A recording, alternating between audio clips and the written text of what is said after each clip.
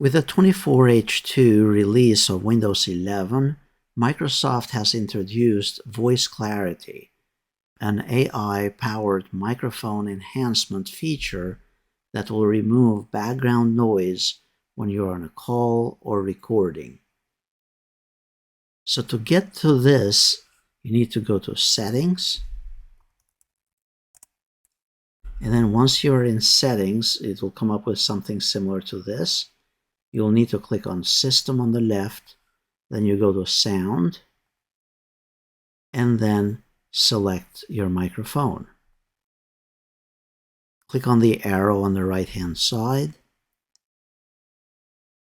and then you have the option here for the test, and also you have the option for the default microphone audio processing mode.